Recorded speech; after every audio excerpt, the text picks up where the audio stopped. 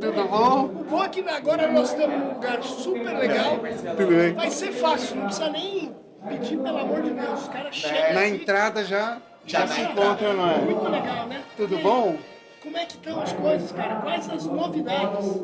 Nossa, a gente segue crescendo, né, com novos credores, fazendo aí sempre um trabalho de marketplace, né, de negociação de dívidas, né?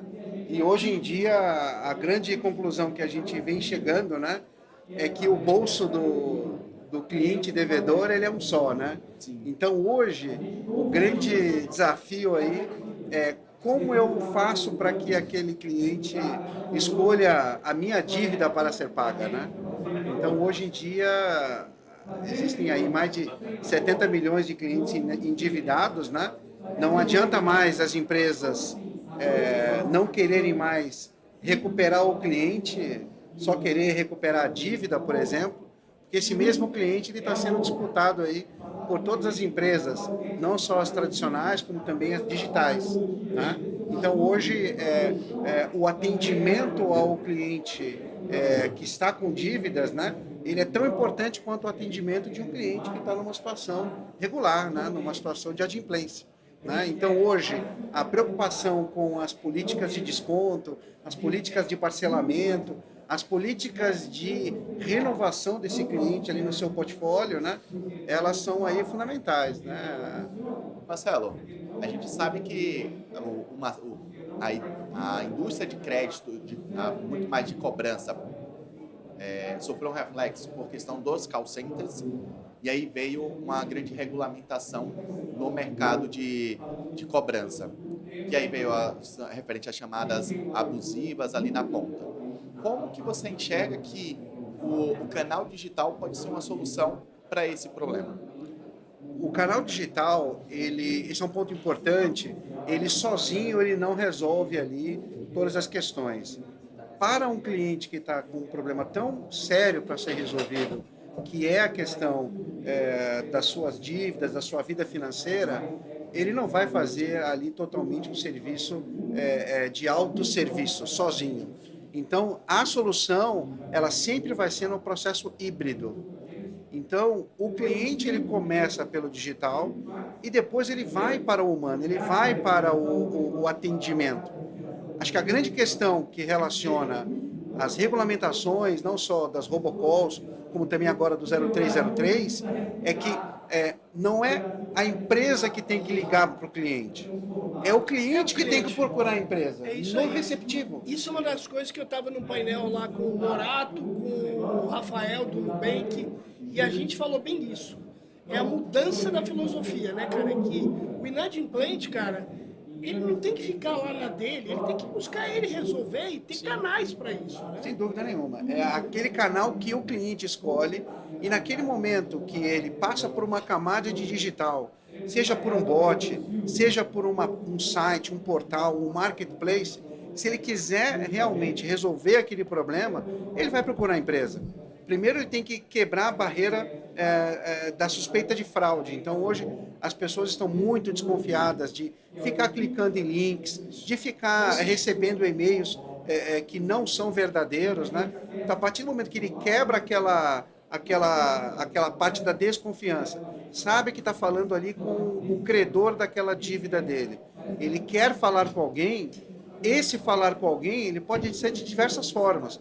Pode ser por um chat, pode ser por um WhatsApp, pode ser por uma ligação telefônica ou até mesmo por uma videochamada. Então, quanto mais ele se sentir confiante de que está fazendo ali uma negociação para resolver o seu problema, né, ele vai seguir em frente com o processo. Então, ligar para o cliente para ficar insistindo ali em ligações telefônicas, as pessoas não estão mais atendendo ligações telefônicas. Quem que atende hoje uma ligação telefônica de um número que é desconhecido da sua lista de contatos? De um número O Marcelo, que você já... só para você ter uma ideia, o Marcelo ele é tão expert nisso que quando liga aparece a foto dele. E ele todo cara, é engraçado. Eu falei para ele, cara, o que você tá fazendo aí? Você já tá usando o Steam Shake lá?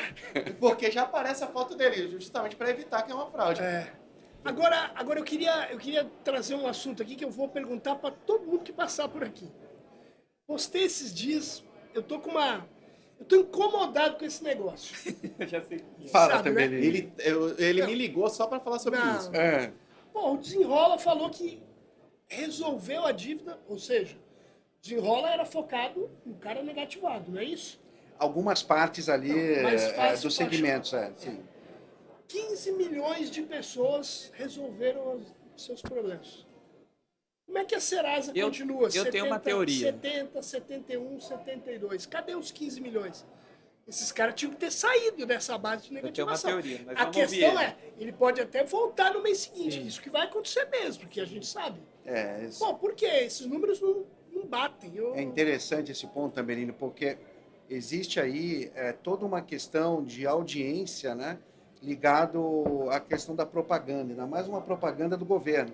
Mas quando a gente observa os segmentos prata, lá do GOV, né, das pessoas que foram selecionadas, né, os próprios credores tinham que selecionar as suas bases para serem colocadas no Desenrola. Sim. Não foram todos, foi um pedaço, na verdade. Mas aí é faixa 2, né? Faixa 1 é o cara que é o Eu acho que tem popularzão. muito credor pequeno também que não estava dentro do Desenrola. Aquele credor que tem lá dentro do comércio local, que faz uma negativação, alguma coisa do tipo, E entendeu? tem uma outra questão Cara, importante também. Tá bom, não foi 15, foi 7 milhões. E mas aí? tinha que ter diminuído um pouquinho. Pô, não pode aumentar, cara. Com certeza. É um ponto bem interessante que você falou, porque no fundo, quando a gente fala de fazer milhares de acordos, né, o que importa de fato é o cliente seguir com o acordo. Isso. É ele fazer os pagamentos. A gente sabe que essa é a grande dificuldade, né, cara? Porque, cara, a gente sabe lá, tem um monte de gente que você tem a quebra da primeira parcela, que é a efetivação do acordo. Exato. Aí beleza, aí o cara sai da negativação. Muitos, 50% no outro mês, já volta porque não paga a primeira parcela lá de novo. Exato. A gente sabe que isso vai acontecer muito. Mas, cara, não tem nenhum movimento. Eu, sinceramente... Um pouquinho, né?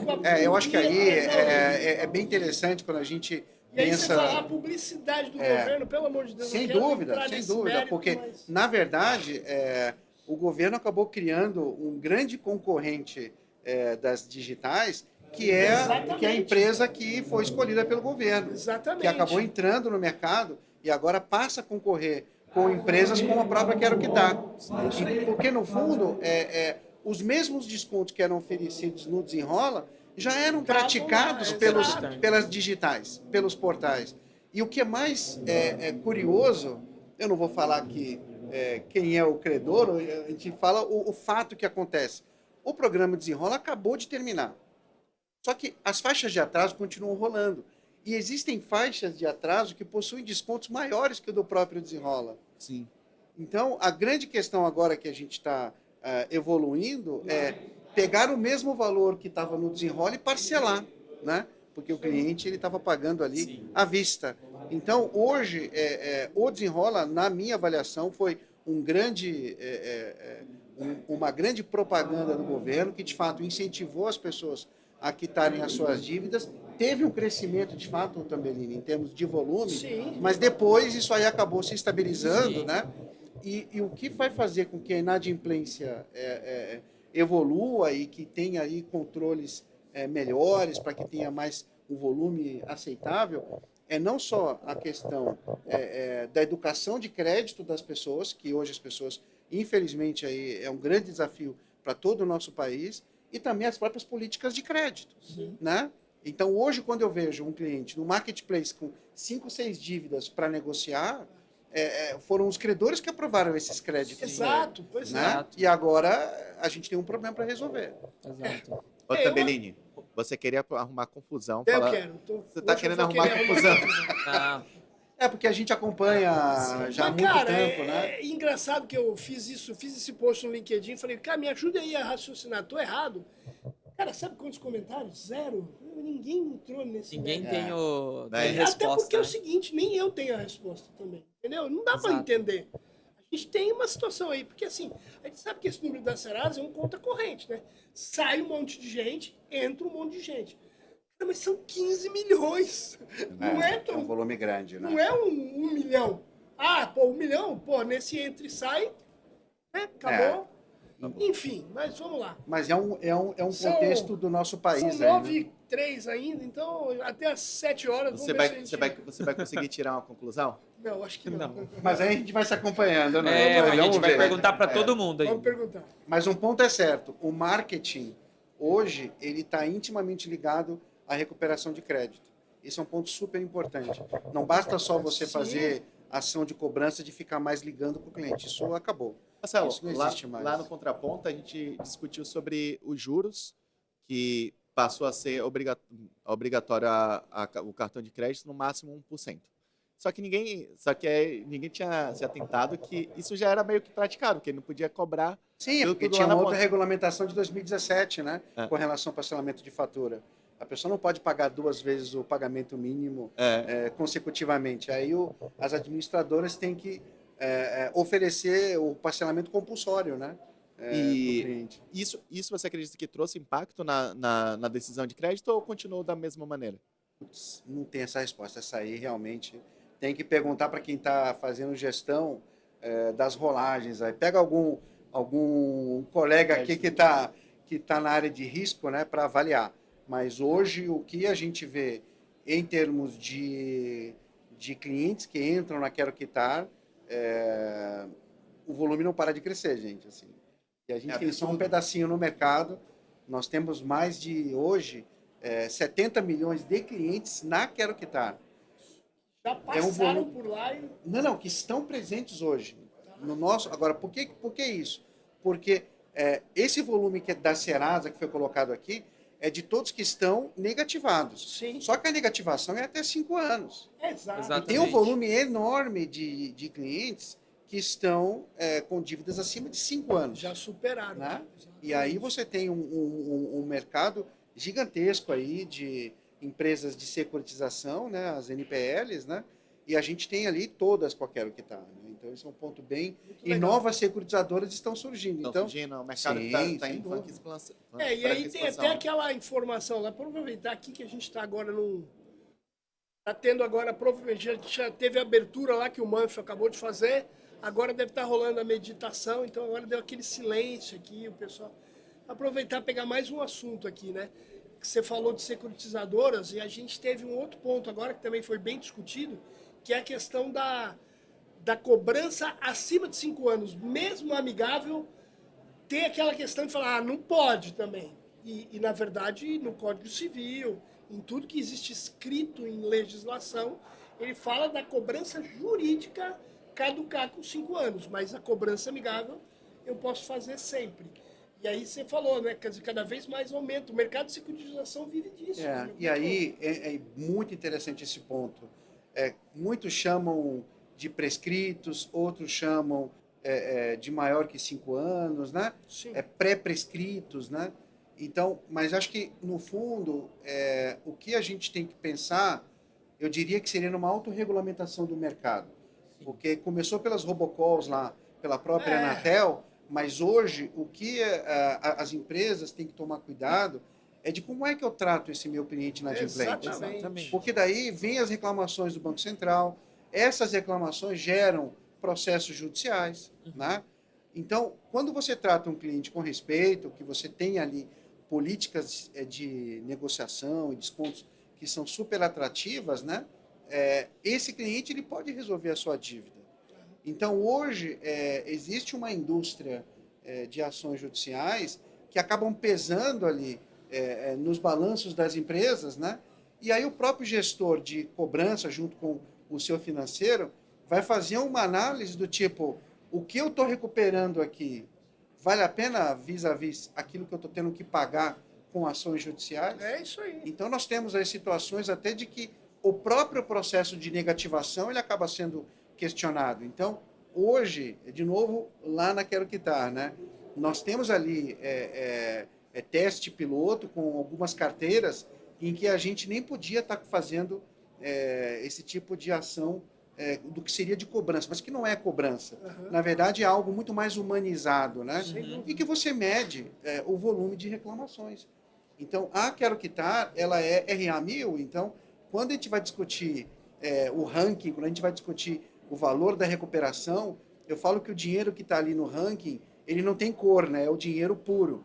Mas acho que vale a pena hoje as empresas criarem até NPS na cobrança para você medir contra reclamações. Exatamente. Existem empresas de reclamação, de cobrança, que nem sequer respondem as reclamações do Reclame Aqui. O pessoal tem medo, acha que pelo fato de ter uma reclamação lá no Reclame Aqui é um problema. Na verdade, não, é uma oportunidade de mostrar que você está fazendo certo, né?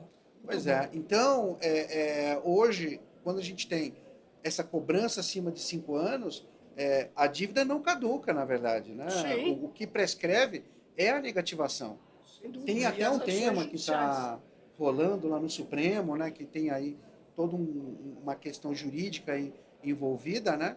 Mas hoje tem toda uma indústria de securitizadora, de venda de carteira no país, que ela é muito importante. Sim. Então, acho que, na minha opinião, você tratando o cliente com respeito, você não enganando esse cliente, você sabendo que ele tem uma educação de crédito baixa, você tem que ajudar essa pessoa. É uma questão social aí. Sem dúvida. Né? Então, você fazendo um bom tratamento, qual é o problema de você tratar uma dívida com mais de 5 anos de atraso? Nós temos dívidas na Quero Quitar de 10 anos de atraso, dívidas de até 20 anos de atraso. Né? E você tem recuperação de crédito, porque isso pesa no score. A gente poderia falar aqui com as empresas que produzem os scores de comportamento de crédito, aquela dívida que a pessoa teve lá atrás, né? Ela pesa no score dessa pessoa hoje. E isso acaba pesando numa nova aprovação de crédito. Isso né? aí. Muito bom. Pô, você ganhou meia hora aqui com a gente. Pô, foi legal, hein? Que papo, hein? Ó, vou mandar a conta lá pro Mark e pro Iban. Também, Lini. Valeu. Obrigado, Marcelo. Obrigado. Sucesso aí.